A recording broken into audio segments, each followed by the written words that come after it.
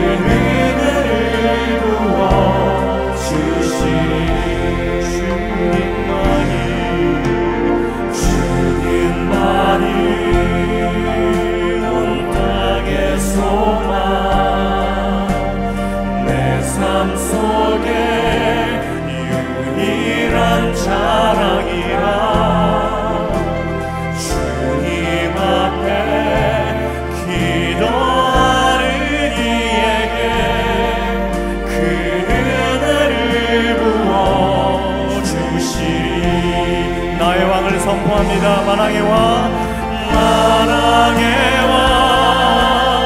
나를 기르신 목자여 내 모든 삶 주가 다스리시니 주님 뜻을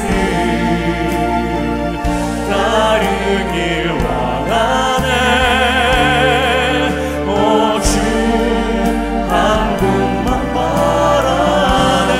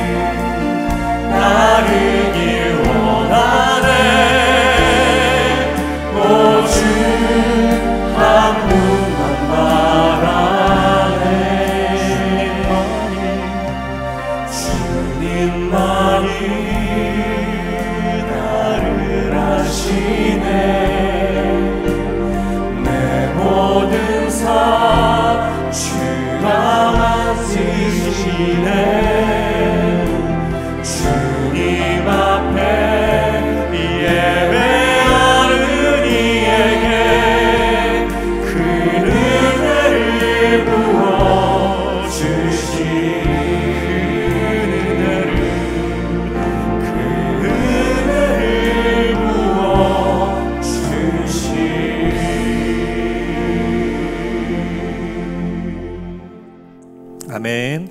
우리 사물의 찬양을 이제 하나님께 올려드릴 텐데요, 우리가 이 찬양으로 하나님 앞에 나아갈 때에 나에게 오신 주님, 또 공의의 하나님, 진리의 하나님을 우리 가정 가운데, 우리 또 공동체 가운데에 온 땅 가운데 선포하는 그런 찬양이 됐으면 좋겠습니다. 함께 찬양으로 하나님을 선포하기 원합니다.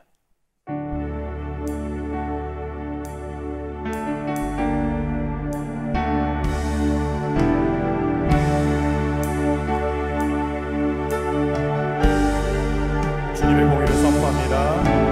예수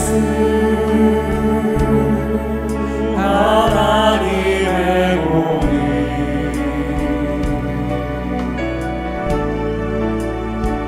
주로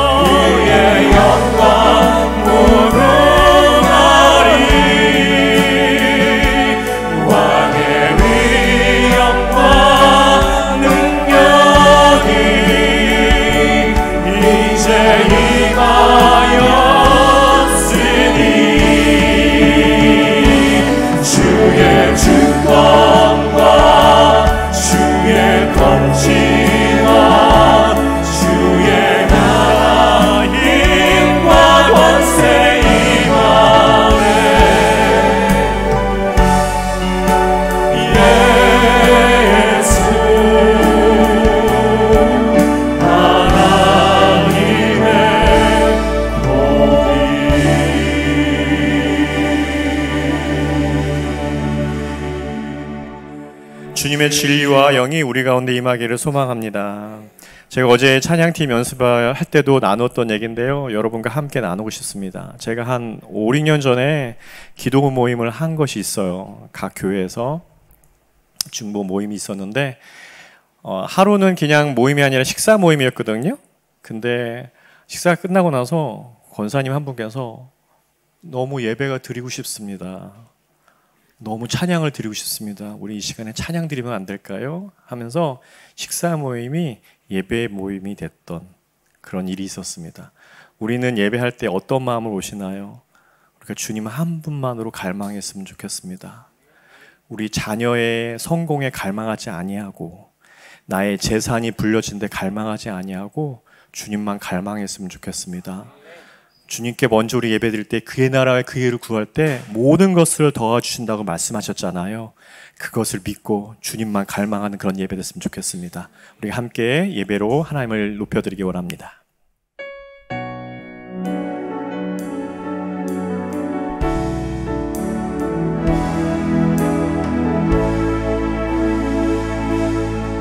주께 가까이 나를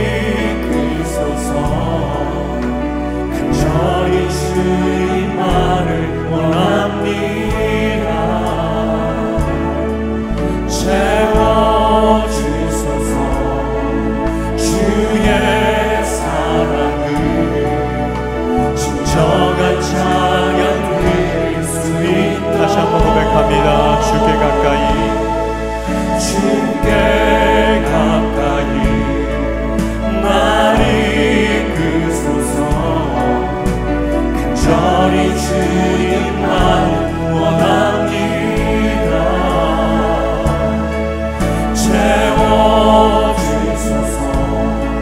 주의 사랑을 진정한 찬양 드릴 수 있도록. 목마른 나의 영혼 주를 부르니 나의 맘만 주소서. 주님만을 원합니다. 더 원합니다. 나의 맘 다시 한번 고백합니다. 목마른 나의 영혼 목마른 나의 영혼 주를 부르니 나의 맘만 주소서. 주님만을 원합니다. 원합니다. 나에게 원하여 주시옵소서. 나의 맘만 다시 한번 고백합니다. 목마른 나의 영혼 목마른 나의 영혼 주님만을 갈망합니다. 하나님 이 시간에 주의 손으로 나를 붙이하여 주시옵소서. 주소서. 주님만을 원합니다. 더 원합니다. 나의 맘만 주소서.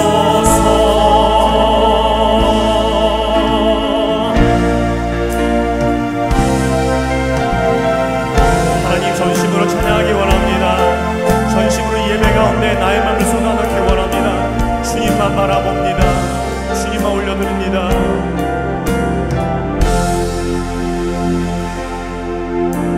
주님과 함께하는 이 고요한 시간 주님의 보좌 앞에 내 마음을 쏟네.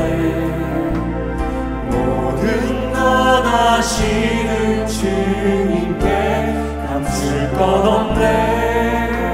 내 맘과 정성 다해 주 바라나이다. 나 염려하지 않아도 내쓸 것 아시니 나 오직 주의 얼굴 구하게 하소서. 수 없을 때라도 감사하며 날마다 순종하며 주 따르오리. 온 맘 다해 사랑합니다. 온 맘 다해 주 알기 원하네. 내 모든 삶 당신 것이니 주만 섬기리.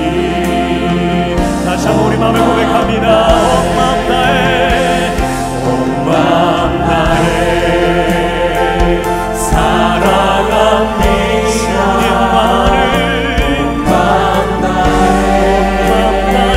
주 알기 원하네. 내 모든 삶 당신 것이니 주만 섬기리. 우리 한 목소리 높여서 다시 한번 주님을 올려드립니다. 온 맘 다해 온 맘 다해 사랑합니다. 온 맘 다해 주 알기 원하네. 내 모든 삶 당신 것이니 주만 섬기리. 온 맘 다해 다시 한번 하나님을 찬양합니다. 온 맘 다해 사랑합니다. 온 맘 다해 주 알기 원하네. 내 모든 삶 당신 것이니 주만 섬기리. 온 맘 다해 내 모든 삶 당신 것이니 주만 섬기리. 온 맘 다해. 우리 찬양으로 고백하듯이 우리가 다시 한번 입술로 우리 기도로 고백하기 원합니다. 하나님, 나의 모든 삶 주님을 올려드리기 원합니다. 하나님, 나의 마음을 다하여 하나님 주님만을 경배하기 원합니다. 내가 주님만을 갈망하기 원합니다. 하나님, 내가 세상 가운데 있는 것을 아버지 하나님 쫓지 않게 해주시고 주님만을 바라보는 저희 삶이 될 수 있도록 인도주시길 간절히 원합니다. 하나님, 나의 삶의 문제에 있어서 하나님 어려울 때에 세상의 것들로 해결하지 않게 해주시고 주님만 바라보며 진리하신 주님들을 아버지 하나님 나의 입술 가운데 고백하며 나가는 그런 예배되게 소망하고 나의 삶이 되게 소망합니다. 고백하기 원합니다. 더불어 계속 이 기간 동안 우리가 더욱더 합심하여 기도할 것은 우리가 무슬림을 위해서 또 힌두권의 공산권의 예배에서 하나님 그 땅 가운데 아직도 숨어 있어가며 예배를 지켜가는 하나님 백성들에게 오늘도 용기를 허락하여 주시고 주님의 능력 가운데 걸어갈 수 있도록 하나님 우리가 함께 기도하기 원합니다. 함께 기도하겠습니다. 하나님 감사합니다. 하나님, 우리가 찬양하며 고백한 것이 온 마음 다해 주님을 고백하기 원합니다. 하나님, 내가 나의 삶 속 가운데 하나님 세상을 갈망하지 않게 해주시고 세상을 바라보지 아니하게 해주시고 하나님 주님만을 갈망하는 우리 삶들이 될 수 있도록 인도해 주실 간절히 원합니다. 하나님, 예배할 때 진리이신 하나님을 선포하며 나가기 원합니다. 공의의 하나님을 선포하기 원합니다.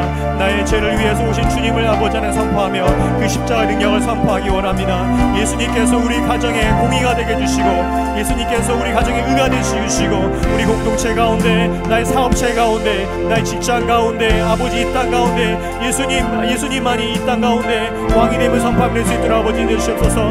나의 아버지 하는 자리에서 내가 주인 됐던 자리에서 내가 왕이 됐던 그 자리에서 내가 모든 것들을 컨트롤했던 그 자리에서 이제 모든 것들을 주님께서 내어드립니다. 주님께서 아버지 나의 삶을 드라이브 해주시고 주님께서 나의 삶을 이끌어주시고 주님께서 나의 삶들을 의게 해주시고 주님께서 나의 법이 되게 해주시고 나의 진리가 되주시고 나의 의가 되시길 간절히 원합니다. 아버지 하나님, 우리 자녀들 가운데, 우리 삶들 가운데, 우리 가정 가운데, 아버지 하나님, 우리 공동체 가운데 주님께서 아버지 하나님 이 땅 가운데 의가 되주시고 진리가 되주시고 아버지 하나님 만왕의 되게 주길 선포하기 원합니다. 아버지 하나님, 온 마음 다해 주님 올려드리기 원합니다. 내가 주님만을 갈망하기 원합니다. 이 예배 가운데 아버지 하나님, 우리가 어떤 마음으로 앉아있던 시간에 하나님 성령께서 우리 마음을 다시 한번 터치하여 주셔서 주님만을 갈망하며 주님만을 따르며 나갈 수 있도록 아버지 해주시기 원합니다. 내가 아버지 하나님 세상을 그렇지 아니하게 해주시고 내 자녀의 가운데 아버지 욕심을 내려놓게 해주시고 내 아버지 세상의 욕심을 내고 주님만을 갈망하며 나의 모든 것들이 아버지 하나님 주님만을 따르는 영역이 될 수 있도록 아버지 해주시기 원합니다. 온 마음 다해 주님 몸을 펴드릴 때에 주님 임하여 주시옵소서.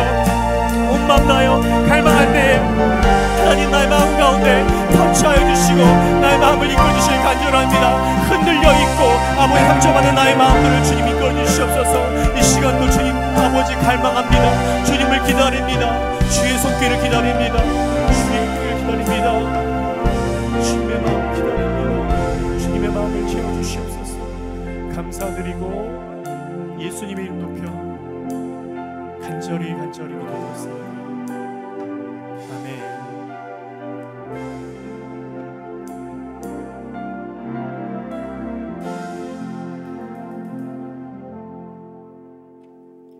기도드리겠습니다.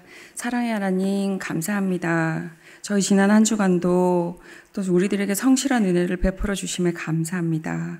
저희들 세상 속에 살아가면서 고난 가운데 있는 우리들을 또 찾아오사 모든 두려움과 염려, 근심에서 해방시켜 주시며 참된 구원의 평안을 누리게 하여 주신 감사합니다. 저희들 더욱 기도와 말씀으로 주님의 뜻을 온전히 이루어 나갈 수 있는 하나님의 자녀들 되게 하여 주시고 언제나 우리를 찾아오시며 구원의 길로 인도하시는 주님께 감사와 찬양 드립니다. 우리의 모든 죄를 사하시며 하루하루 믿음을 가지고 하나님 나라를 경험하게 하여 주시고 세상 현실로 하여금 낙심하지 않게 하여 주세요.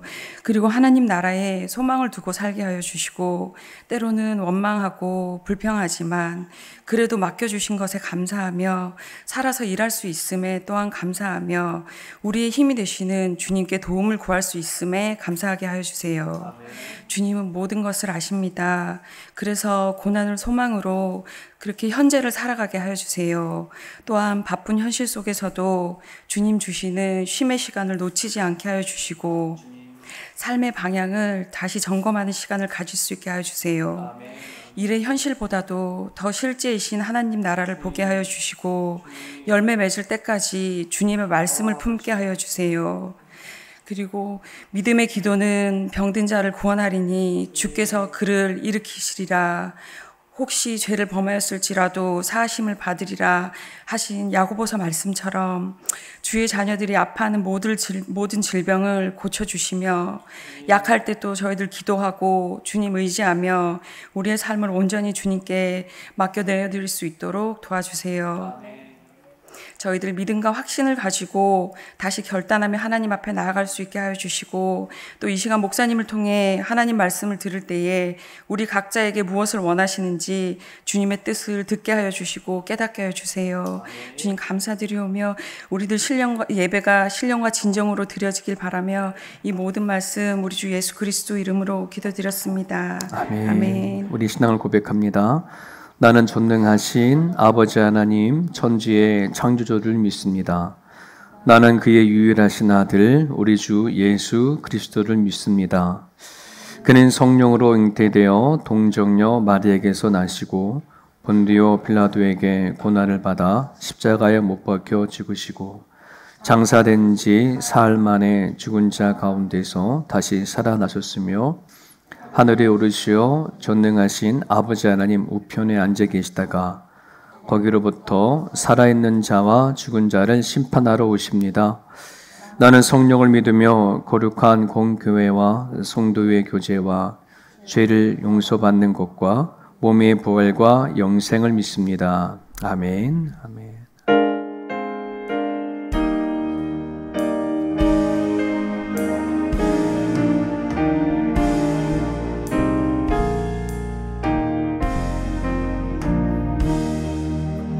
겸손히 주를 섬길 때 괴로우니 기뻐리라.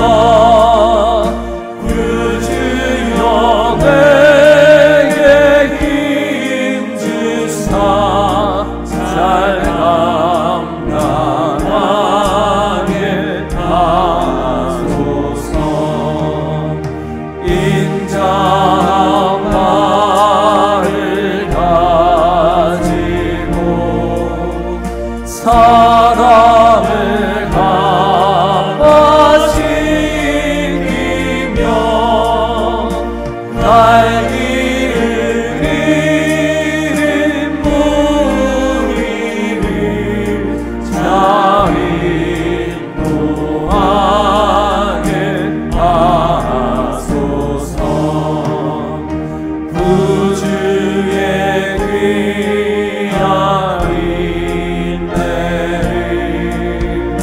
깨달아 알게 하시고 그 떠난 믿음 주셔서 내 승리하게 하소서. 장래의 영광 비추사 소망이 되게 하시며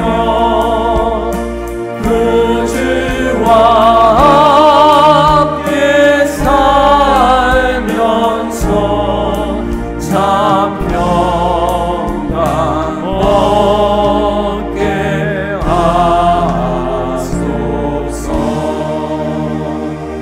아멘.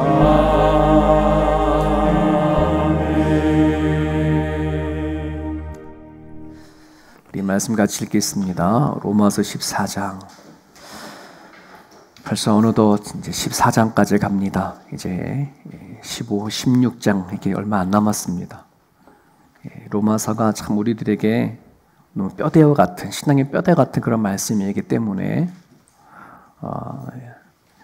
로마서를 개역 개정으로도 한번 읽어보시고 이걸 보시고 또 쉬운 성경으로도 읽어보셔서 로마서의 내용을 여러분들이 잘 이렇게 숙지하고 이렇게 마음속으로 다 익혀뒀으면 좋겠습니다. 우리 14장 1절부터 12절까지 우리 같이 읽겠습니다. 믿음이 연약한 자를 너희가 받되 그의 의견을 비판하지 말라. 어떤 사람은 모든 것을 먹을 만한 믿음이 있고 믿음이 연약한 자는 채소만 먹느니라. 먹는 자는 먹지 않는 자를 없이 여기지 말고 먹지 않는 자는 먹는 자를 비판하지 말라. 이는 하나님이 그를 받으셨음이라.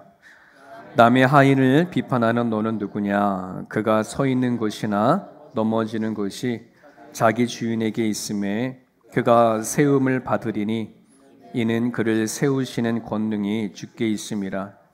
어떤 사람은 이 날을 전날보다 낮게 여기고 어떤 사람은 모든 날을 낮게 여기나니 각각 자기 마음으로 확정할지니라. 나를 중히 여기는 자도 주를 위하여 중히 여기고 먹는 자도 주를 위하여 먹으니 이는 하나님께 감사함이요 먹지 않는 자도 주를 위하여 먹지 아니하며 하나님께 감사하느니라. 우리 중에 누구든지 자기를 위하여 사는 자가 없고 자기를 위하여 죽는 자도 없도다. 우리가 살아도 주를 위하여 살고 죽어도 주를 위하여 죽나니 그러므로 사나 죽으나 우리가 주의 것이로다. 이를 위하여 그리스도께서 죽었다가 다시 살아나셨으니 곧 죽은 자와 산 자의 주가 되려 하심. 너가 어찌하여 내 형제를 비판하느냐? 어찌하여 내 형제를 없이 여기느냐? 우리가 다 하나님의 심판대 앞에 서리라. 기록되었으되 주께서 이르시되 내가 살았노니 모든 무릎이 내게 꿇을 것이요 모든 혀가 하나님께 자백하리라 하였느니라. 이러므로 우리 각 사람이 자기를 하나님께 주고하리라. 아멘. 아멘. 여기서 우리가 누굴까요? 우리. 우리가 누굴까요? 우리예요, 그냥 우리. 예수님을 알지 못하는 사람이 아니라 예수를 믿노라 하고 모인 사람들, 그게 우리들이에요. 그러므로 이 성경에 있는 말씀은 하나님을 알지 못하는 자들에게는 성경은 아무 쓸데가 없어요. 믿는 자에게 이 성경이 있는 거잖아요. 네. 그래서 이 말씀은 그 누가 들어야 할 메시지가 아니라 예수를 믿노라 하는 사람이 들어야 되는데, 오늘 본문의 말씀은 이해하기가 어려운 부분이 없어요. 간단해요. 뭐 하지 말래요? 비판하지 말라. 이 하나의 결론으로 이거 하나가 나와 있어요.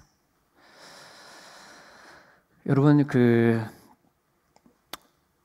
한번 여러분들이 가르쳐 보세요. 지금 내가 앉아 있는 기준으로 정북쪽이 어디라고 생각해요? 북쪽, 정북. 한번 정확히 찍어 보세요. 하나, 둘, 셋, 손가락 찍어 보세요. 하나, 둘, 셋. 이쪽도 있고. 어느 쪽이에요? 나름대로 방향 감각이 좀 갖고 계신 분이 많이 계시는군요. 제가 오늘 예배 드리기 전에 나침판을 가지고 정북이 어딘가를 찍어봤는데 정확하게 저 스피커가 달려있는 쪽이에요. 네, 저기 정북이에요. 여러분, 우리는 나침판을 갖고 다니지 않지요. 그래서 우리는 만약에 내가 살아가는 그 삶의 자리에서 정북을 가리킨다라고 하면 그땐 내가 그냥 느끼는 대로, 내가 생각내는 대로, 내 감정대로 우리는 선택할 수가 있죠. 그렇지 않습니까? 그렇기 때문에 이거는 뭐 정북뿐만 아니라 우리가 이 땅에 살아갈 때에 세상에 관한 것이나 또 사람에 대한 것을 우리가 판단하고 생각한다는 것은 이거는 거의 불가능한 일이에요. 그렇지 않습니까? 나침판이야 만들 때부터 정북을 가리키도록 그렇게 만들어졌지만 우리는 이 세상에 태어날 때에 세상을 다 알고 사람을 다 알도록 그렇게 지음받은 존재가 아니잖아요. 그렇기 때문에 우리는 이 세상에 대해서나 사람에 대해서는 정확하게 이렇다 저렇다 말할 수 있는 그런 존재가 되지 못해요. 우리는 항상 옳은 것 같은데 항상 안 옳을 수 있어요. 여러분, 이거 인정하셔야 돼요. 나는 항상 틀릴 수 있어. 나는 내가 생각하는 게 잘못될 수도 있어. 이 생각을 갖고 살아야 돼요. 근데 우리는 이 생각을 많이 안 갖고 살아요. 나는 옳아. 항상 맞아. 이러니 누군가가 당신 틀렸어 라고 하는 말에 대해서 우리는 잘 못 감당해요. 사람들이 다 그러잖아요. 안 좋은 소리 듣기 싫은 사람이 어디 있어요. 특히 목사인 저는 더해요. 막 성경 말씀을 가르치고 막 하다 보니까 마치 내가 다 옳은 것처럼 막 이렇게 오늘 또 생각할 때가 있거든요. 그러면 아내가 저한테 당신 이거 잘못됐어 라고 말하면 나도 모르게 확 화가 나요. 그만하지 말라는 뜻은 아니고요. 이렇더라니까요. 사람이 항상 내가 옳아. 이건 너무나 무서운 거고요. 너무나 잘못된 거잖아요.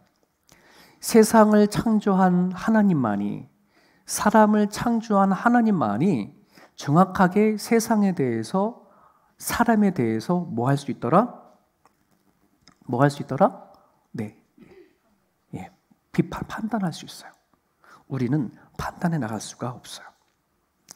여러분, 비판이라는 말을 사전을 찾아보니까 이렇게 되어 있어요. 어떤 사실 또는 생각하는 사상, 행동을 관해서 진위, 진짜냐 가짜냐, 그 다음에 장점, 좋은 거냐 단점, 나쁜 거냐, 선행이냐 악이냐 등을 판정하여 평가를 내리는 것이다 라고 되어 있어요.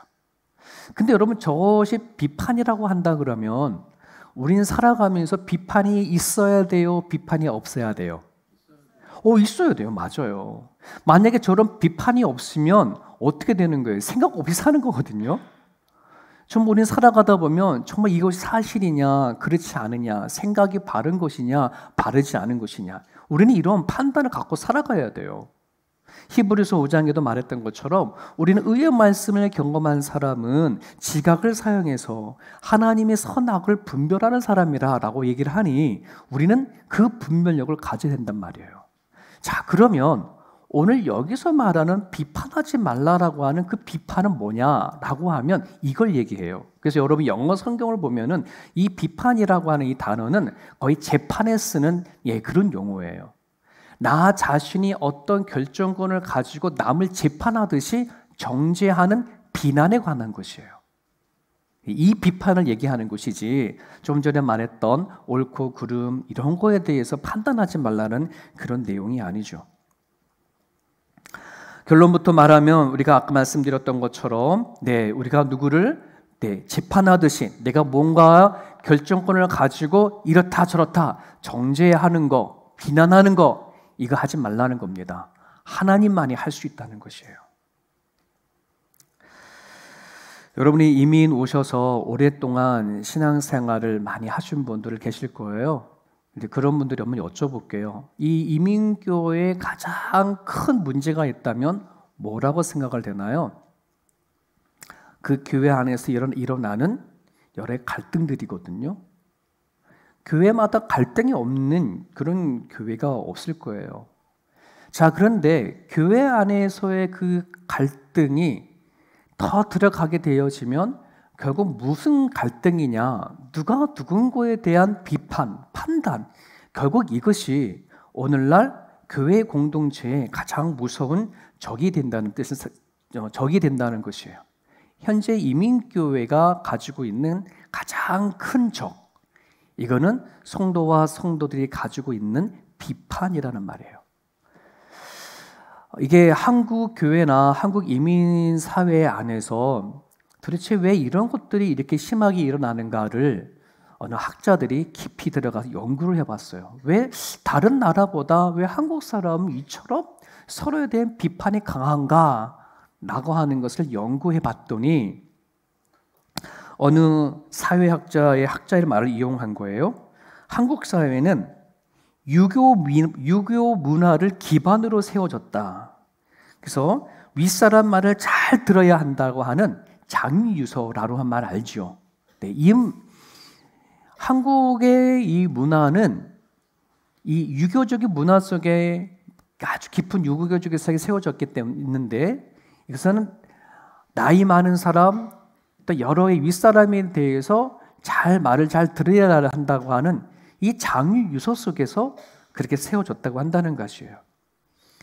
근데 저 장유유서는 관계보다는 항상 위치에서의 관계, 위치에서 사람을 대하게 되어 있어요. 위치. 나이가 누가 더 많으냐 하는 거죠.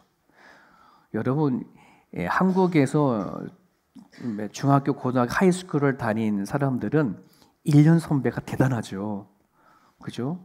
2년 3년 선배는 하늘 같은 존재고, 한 살 많아도, 다 존댓말 해야 되는 거잖아요. 저는 검정 교복을 입고 다녔던 그 1년의 시기가 있었어요. 중학교 1학년 때 검정 모자, 교복을 입고 중학교 2학년 때 자유라가 됐거든요. 와, 근데 그 검정 교복을 입을 때 딱 중학교 1학년인데 그때 다 중1자가 딱 적혀 있는 거예요. 그럼 복도에 지나가다가 이자가 보이면 그 자리에 딱 서서 뭐 하는 거예요? 인사하는 거예요. 이런 시대 속에 우리는 성장하고 자랐잖아요. 그러니까 나이가 더 많으냐 아니면 누가 윗사람이냐, 직급이 누가 더 높으냐, 뭐 이런 거에 따라서 우리는 그렇게 사회생활을 일어나다 보니 무엇이 옳다 그름보다는 이 장유서의 이 상황 위치로 인해서 내 말이 맞고 너는 틀려. 항상 이런 식으로 우리는 사고를 해왔다는 말이에요. 나이가 더 많은 내가 말이 맞아. 너보다 내가 좀 위치가 있는 내 생각이 더 맞아. 이런 것을 가지고 우리 한국 사람은 이렇게 성장해 왔다는 거예요. 그러다 보니 남을 판단하고 비난하는 이 삶의 배경들이 삶 속에 깊이 깔려져 있어서 한국 사람이 공동체 생활을 이렇게 하다 보면 옳고 그름보다는 뭐에 더 빨리 대응한다는 거예요. 네, 나는 맞고 넌 틀려. 예, 틀리냐 맞냐 뭐 거의 이런 것들이 이렇게 얘기하는 거죠. 여러분, 교회는 조직계 공동체가 아니죠. 우리가 물론 교회 조직이라고 해서 당회도 있고 운영위원회도 다 있지만 이 교회는 그걸로 돌아가는 것이 아니에요. 그래서 오해하면 안 돼요. 우리가 사람들이 많아져서 나름대로의 이렇게 질서를 위해서 자율과 질서가 있듯이 질서를 세워가기 위해서 조직을 만드는 것이지 조직에 의해서 교회가 돌아가는 것이 아니에요. 교회는 관계 공동체예요. 이 관계 공동체에서 가장 중요한 것을 성경에서는 뭐라 얘기하는 거예요? 계속해서 네, 사랑이라고 얘기하잖아요. 근데 그 사랑을 서로 사랑이라는 뜻이에요. 여러분, 사랑이라고 여러분들이 대할 때에 그냥 사랑이랑 한 단어만 쓰지 마시고요. 앞에다 서로라는 단어를 붙여줘야 돼요. 여러분, 부부가 행복하려면 먼저 기본적으로 뭐가 있어야 돼요? 남편과 아내가 있어야 되겠죠. 부부가 행복하려면 조직적으로 누가 있어야 되는 거예요? 남편이 있어야 되는 거고 아내가 있어야 되는 거예요. 야, 남편이 있고 아내가 있으면 저절로 행복하나요? 아니죠. 누가 있어야 되는 거예요? 사랑하는 남편이 있어야 돼요. 사랑하는 아내가 있어야 행복한 거예요. 이해되셨습니까? 가정이 행복하려면 조직적으로 뭐가 있어야 돼요? 예, 부모님이 있어야 되고 자식도 있어야 되는 거잖아요. 그런데 부모가 있고 자식이 있다고 행복하나요? 아니요. 누가 있어야 돼요? 사랑하는 아버지가 있어야 돼요. 사랑하는 엄마가 있어야 돼요. 사랑하는 자녀가 있어야 돼요. 우린 조직적으로는 다 돼 있어. 조직적으로는 남편도 있고 아내도 있고 자식도 있는데 안 행복해. 그러면 거기에 안에 무엇이 깔려져 있는 걸 아셔야 되냐면 뭔가 나름대로의 비난과 비판이 깔려져 있다는 사실을 아셔야 돼요. 조직적으로 있다고 해서 저절로 부부는 행복한 부부가 되는, 좋은 부부가 되는 것이 아니고 좋은 가정이 되는 게 아니에요. 교회도 마찬가지예요. 조직적으로 완벽하다라고 해서 그 교회가 건강한 교회가 되지 않아요. 서로 뭐 해야 되는 거예요? 서로 사랑하는 관계가 돼야 돼요. 사랑하는 목사가 있어야 되고 사랑하는 성도가 있어야 되고 사랑하는 장로가 있어야 되고 사랑하는 권사가 있어야 되고. 이해되셨습니까? 여러분, 믿음이라는 것도 마찬가지예요. 믿음이라는 것은 조직적으로 따지면 누가 있으면 돼요? 하나님과 나. 근데 하나님과 나만 있다고 될 문제가, 나는 하나님 믿어, 하나님 계셔, 이것이 과연 나를 믿음이 성장하게 나가는 게 아니라 하나님과 나와 뭐와의 관계가 있어야 된다는 거예요? 사랑의 관계가 있어져야 된다는 거예요. 저절로 내가 믿음이 있으면 저절로 신뢰가 생기겠지, 저절로 믿음이 있으면 저절로 뭔가 되겠지. 아니요. 여러분 다 하나님이 계신 거 다 믿잖아요. 근데 믿음이 저절로 하나님과의 관계성을 만들어 가나요? 그렇지 않죠. 예레미야 11장 14절입니다. 자, 보세요. 왜 하나님이 이토록 화를 내셨을까를 항상 생각해 보세요. 그러므로 너는 이 백성을 위하여 기도하지 말라. 그들을 위하여 부르짖거나 구하지 말라. 그들이 그 고난으로 말미암아 내게 부르짖을 때에 내가 그들에게 듣지 아니하니라. 하나님이 예레미야를 통해서 너의 백성을 위해서 나한테 기도하지 마, 뭐 이런 얘기인 거예요. 왜 하나님이 당신의 백성을 통해서 이렇게 화를 냈을까? 이스라엘 백성들이 예배를 안 드렸을까? 전혀 아니에요. 예레미야 선지자가 활동하던 그 시기에 어떤 때보다도 이스라엘 백성들은 하나님을 향하여 제사를 참 잘 드렸던 백성이었어요. 뭐가 문제일까요? 뭐가 문제일까요? 조직적으로 하나님께서 이스라엘 백성들에게 얘기했던 형식적인 조직적인 그 어떤 관계는 다 가지고 있으나 그 안에 뭐가 없어요? 하나님을 정말 사랑하는 마음이 없는 거예요. 사랑의 관계가 되어지지 않아요. 이스라엘 백성들 안에는 어느 때보다도 하나님 앞에 드려지는 그 율법과 그 성전에 드린 제사는 다 있었지만은 하나님과의 사랑의 관계가 맺지 못하니 그 마음 안에 영적인 바람이 들었어요. 영적인 바람이 들더니 우상을 품게 되어지고, 우상을 품지 아니한 사람은 자기 자신을 품게 되는 거예요. 여러분 아마 저랑 1대1 공부하신 분들 얘기할 거예요. 이 세상에 무신론자가 없다. 신이 없다라고 하는 사람은 자기가 신이다. 그렇기 때문에 우상을 섬기는 자나 자기를 섬기는 사람이나 그 사람이 그 사람이에요. 하나님 앞에는. 출애굽기 20장 5절, 그것들에게 절하지 말며 그것들을 섬기지 말라. 내 하나님 여호와는 무슨 하나님이에요? 질투하시는 하나님이다. 질투하시는 하나님이다. 하나님만 바라보기를, 하나님만 섬기기를, 하나님 의지하기를 하나님 바라시지요. 우리는 이런 찬양을 김시현 목사님 찬양팀에서요 참 많은 이런 찬양을 참 많이 했어요. 하나님만 바라보기를, 하나님만을 섬기기를 참 많은 찬양을 했는데, 그게 입술의 찬양만 되면 되는 게 아니라 실질적으로 그런 삶이 이루어져야 한다는 것이에요. 여러분, 그래서 오늘 성경에 보면은 믿음이 있냐 없냐를 물어봐요, 아니면 믿음이 강하냐 약하냐로 물어봐요. 답을 먼저 보여드렸잖아요. 강하냐 약하냐로 물어봐요. 믿음이 있냐 없냐를 다 다루지 않아요. 믿음이 강하냐 약하냐로 다뤄요. 이 로마서 14장에서 우리라고 말할 때 우리는 믿음을 가진 사람이거든요. 성경은 믿음을 가진 사람에게 주는 메시지라고 말씀을 드렸잖아요. 오늘 우리는 성경을 대할 때에 믿음이 있다 없다를 가지고 대할 문제 아니라, 나는 성경을 대하면서 과연 나의 믿음은 강하냐 약하냐, 이걸 점검해 가셔야 돼요. 오늘 1절에 보면 믿음이 연약한 자를 너희가 봤대. 너희가 누굴까요? 믿음이 강한 자겠죠. 믿음이 강한 자에게 얘기하는 거예요. 믿음이 너희가 강하다라면 너희가 정말 믿음이 성장했냐? 그러면 믿음이 연약한 자를 받아라, 이런 얘기인 거예요.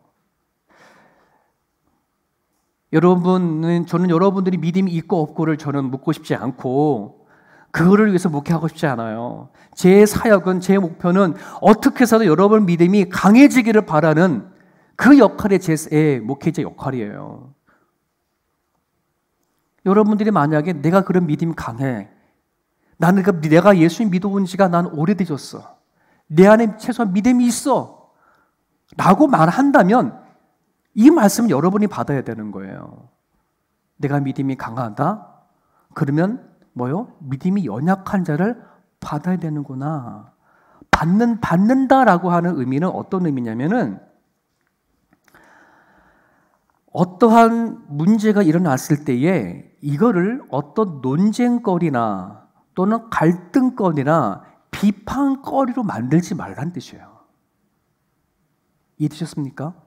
우리는 살아가다 보면 여러 가지 문제가 있을 거 아니에요. 그 문제가 있으면 그 문제를 가지고 내가 논쟁거리라든지 갈등거리라든지 비판거리로 만들지 말고 뭐 하라는 거예요? 그것을 의견을 받아들이라는 건데, 여러분 아까 말했던 것처럼 그럼 무턱대고 그냥 다 받아들이는 건가?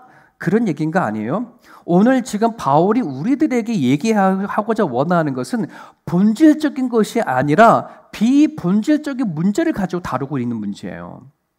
근데 우리는 살아가다 보면 본질적인 것이 아닌 비본질적인 문제를 가지고, 그것을 가지고 뭐하면 논쟁거리를 만들고 갈등을 하고 비판을 하는 그런 일들이 많아요. 그래서 우리가 흔히 그거를 아디아포라라 문제로 얘기합니다. 헬라어로 아디아포라는 무관심한 것, 관심이 없는, 그 관심 가질 필요도 없어. 그런데 그 무관심한 아디아포라의 문제를 가지고 뭐 한다는 거예요? 죽기 살기로 싸우지 말라, 이런 말입니다. 어떤 것들이 있을까요?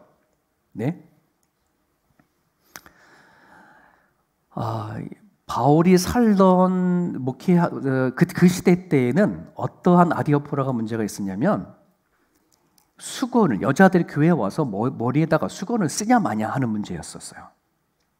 예. 그 당시에 문화적인 사회적으로 일어날 때에 그 수건을 두르느냐 마느냐의 문제.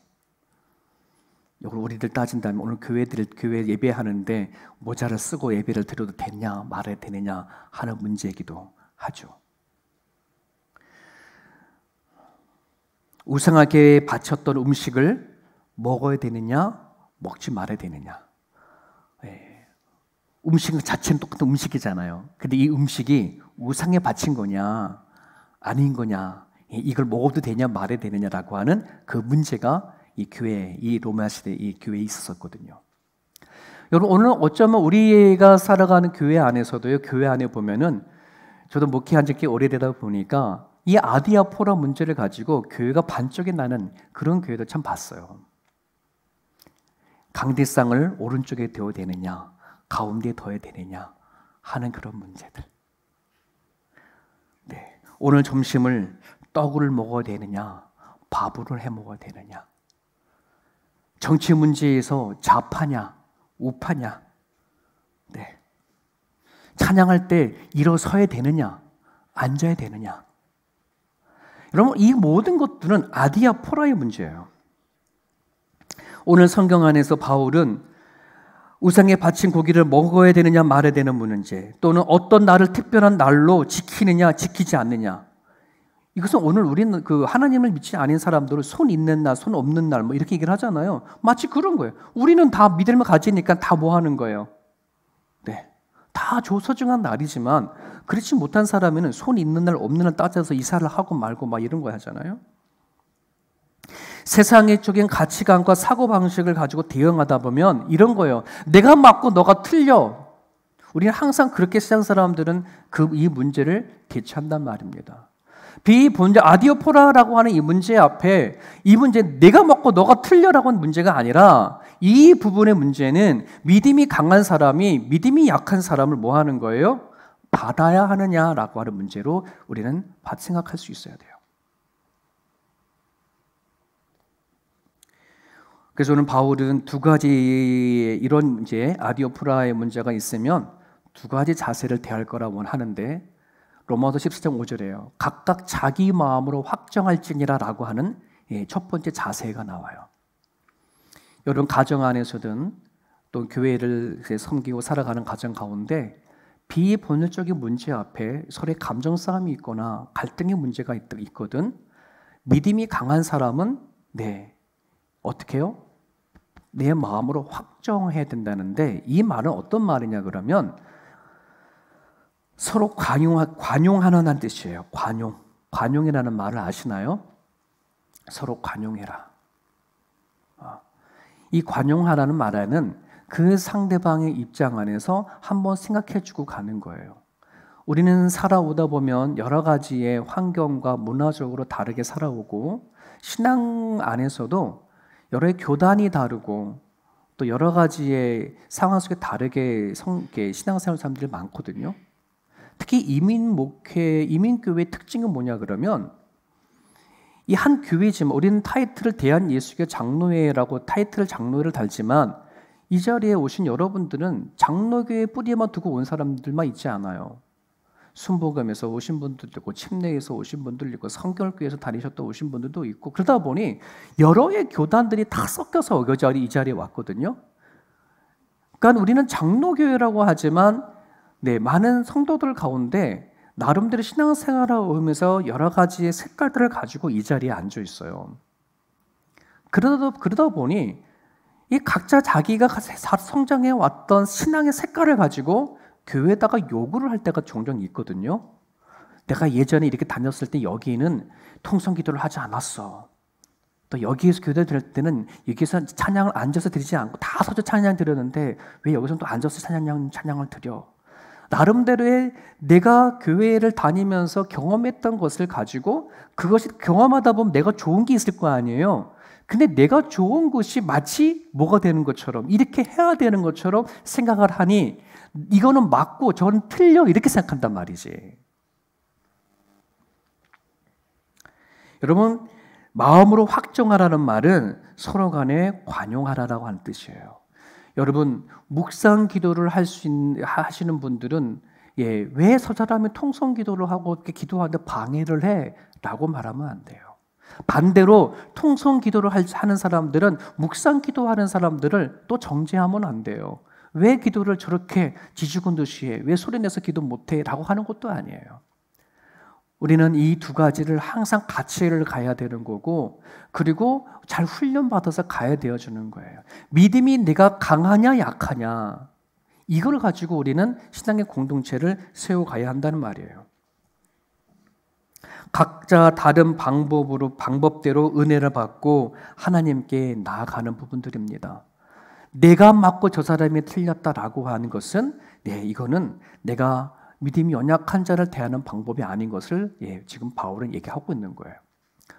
목회자를 중심으로 대상 설문조사를 했어요. 목사님들이 가장 신앙 목회를 하면서 무서운 사람이 누구냐? 40일 금식한 사람, 철학기도 잘하는 사람, 신학 공부를 한 장로님이 1, 2, 3으로 올라왔어요. 그럼 여쭤볼게요. 왜 무서워요? 저는 개인적으로 여러분들이 금식 기도하기를 원하고요. 정말 철학기도 정말 같이 소리내서 기도하고 싶고요. 여러분들이 정말 성경 공부를 좀 많이 하여서 다른 어떤 이단적인 사상이 다가왔었을 때 나름대로 신학적인 기반을 가지고 툭툭 쳐낼 수 있는 그런 자리까지 가기를 저는 바라고 원해요. 우리는 정말 금식하고 하나님 앞에 나아갈 수 있는 그 기도의 힘도 가져야 될 뿐만 아니라 하나님에 대한 말씀도 철저하게 배워 가야 되거든요. 그런데 왜 목회자에 대한 저런 사람이 왜 무서울까요? 왜 무서운 걸까요? 판단하는 것으로 사용하고 있기 때문에 그래요. 다른 사람을 정죄하는 것으로 쓰여지기 때문에 그래요. 왜 저 사람은 기도하지 않아? 왜 저 사람은 저렇게 행동을 해? 이게 판단이 되어버려서 그래요. 정죄하는 걸로 쓰여져서 그래요. 이것처럼 그러려면 아예 기도 안 하는 만 못해. 하나님의 마음이 그런 거예요. 우리가 잘 알다시피 여러분 먼저 볼까요? 마태복음 7장 5절에 외식하는 자요. 저 외식하는 자가 누구예요? 그 당시에 바리새인들, 사두개인들, 율법학자들. 먼저 내 눈 속에 뭘 빼래요? 들보를 빼라. 그 후에야 밝히 보고 내 형제의 눈에서 티를 빼리라. 내가 40일 금식 기도를 하든 철학 기도를 하든 신학적으로 수많은 성경 공부를 하면 그것을 비판하고 판단해야 할 대상이 남이 아니라 나 자신이어야 돼요. 근데 왜 나 자신을 판단하지 아니하고 다 남부터 판단하냐 말이에요. 남 탓이 아니라 내 탓부터 확인할 수 있어야 돼요. 그 메시지가, 그 기도가 나를 향한 정죄가 먼저 일어나고 내 안에 들불을 먼저 빼야지. 그래야 남의 티를 이야기할 수 있다는 거예요. 이것이 되지 아니하면 돌아오는 말이 뭐예요? 니나 잘하세요. 니나 잘하세요. 예전에 성시호 운동을 우리가 할 때에 그때 김동원 목사님이 그 성시와 이 대회 강사로 오셨어요. 막 몇백 명이 모여가지고서는 성시와 이 퍼레이드 하기 위해 이제 돌아온 토요일 날 퍼레이드 하죠.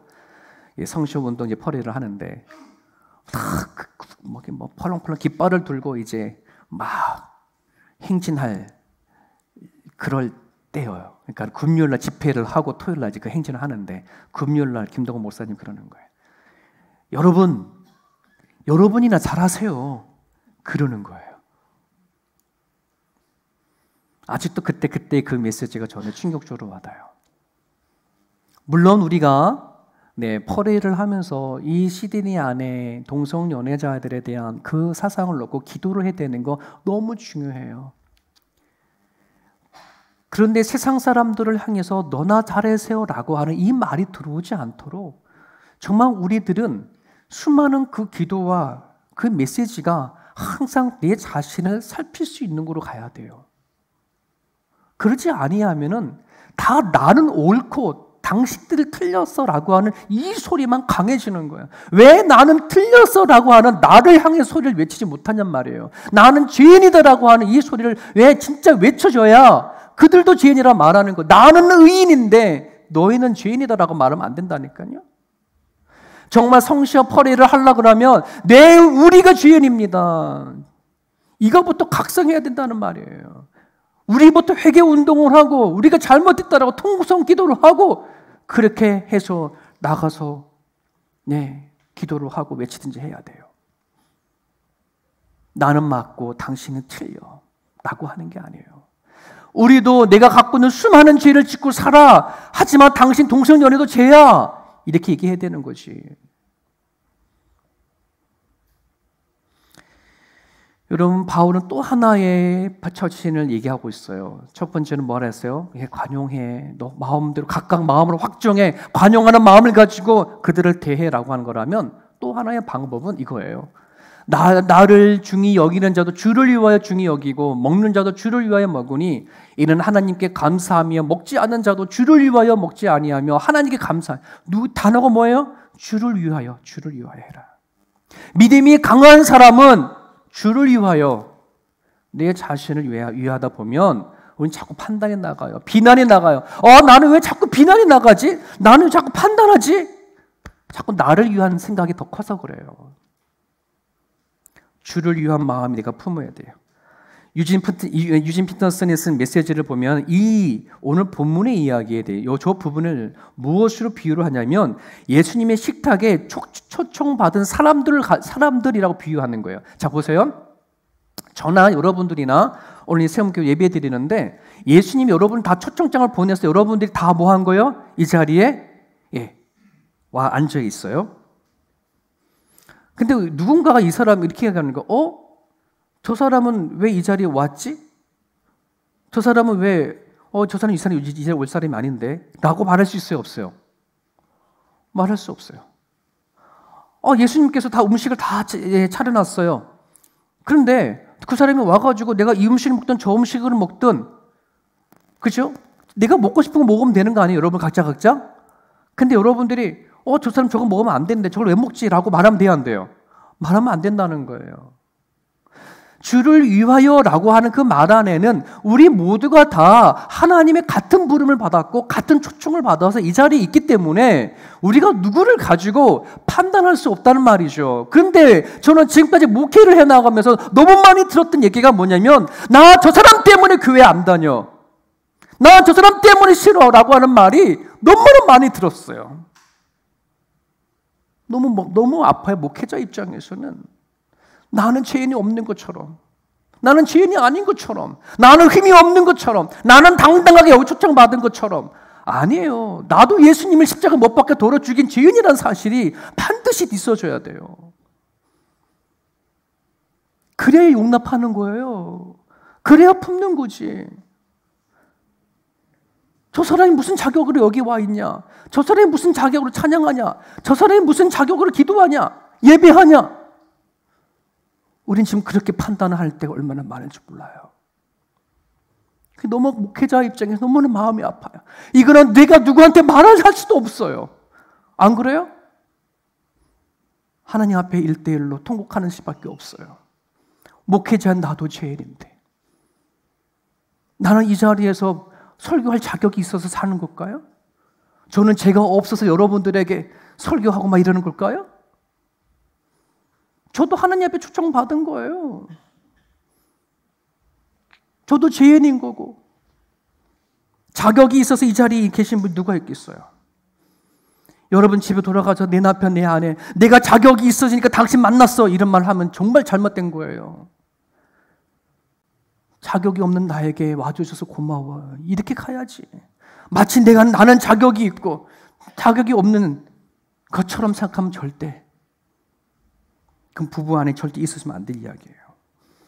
여러분, 주를 위한다는 것은 하나님께서 우리를 초청하여 부르신 입장에서 상대방을 생각하는 거예요.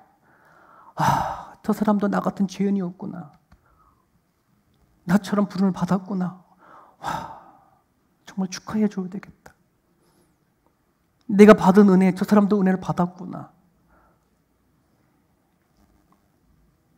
여러분, 원수를 사랑하라 했었을 때에 왜 예수님이 원수를 사랑하라 그랬을까요? 원수 때문이에요? 그 사람 때문에? 사랑하는 사람 때문이에요? 사랑하는 그 사람이 원수 때문에 힘들어하니까 하나님이 사랑하는 당신의 백성들한테 원수를 사랑하라 한 거예요. 원수를 마음에 품고 살면 너무 괴롭잖아요.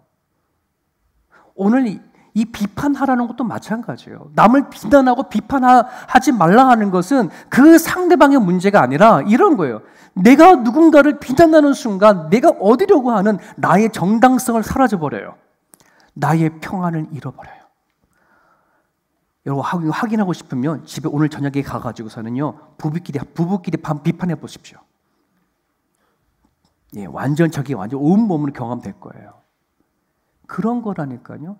왜 하나님이 비난하지 말라, 비판하지 말라 그러면 비난하는 그 순간에 내 안에 있는 내가 뭔가 얻고자 하는 모든 정당성은 사라져 버려요.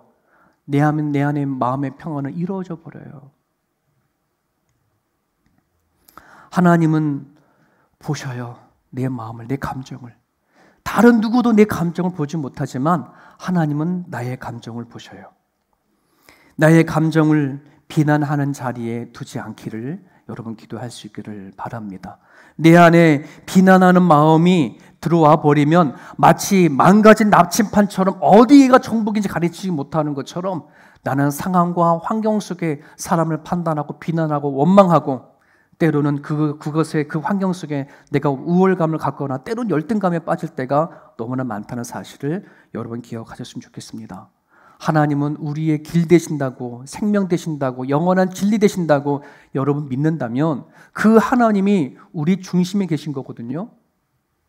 여러분 저걸 정말 믿어요? 저걸 믿는 것, 저 믿음이 내 안에 있다 없다가 아니라 저걸 강하게 가지셔야 돼요. 강해야 돼요. 내 안에 정말 예수님이 길 되신다, 생명 되신다, 진리다라고 하는 이 강함이 강할수록 뭐 하는 거예요? 상대방을 품는 거예요. 비난하지 않고 관용하고 비본질적인 문제를 가지고 가타부타 하지 않고 내가 옳고 너가 틀려라고 하는 식이 아니라 우리는 강한 사람들은 내 안에 하나님이 영적인 나침판이 되어주신다는 사실을 믿으시고 나아갈 수 있기를 간절히 바랍니다.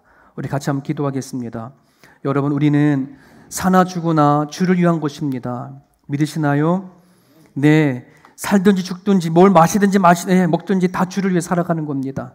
내가 어떤 마음으로 어떤 말을 하고 어떤 행동을 하는지 나중에는 하나님 앞에 다 직구하리라. 하나님 앞에 다 말할 날이 있을 거예요. 여러분, 오늘 여러분들이 느꼈던 감정들, 아직도 내 마음 안에 누군가가 비난하고자 원하는 그런 것들이 있다면 내려놓으시길 바랍니다. 누가 나를 비난할까 겁내지 마시고 신경 쓰지 마시고요. 내가 누군가를 비난하며 살지 않을까라고 두려워하시며 살 수 있기를 바랍니다. 우리 같이 한번 기도하겠습니다.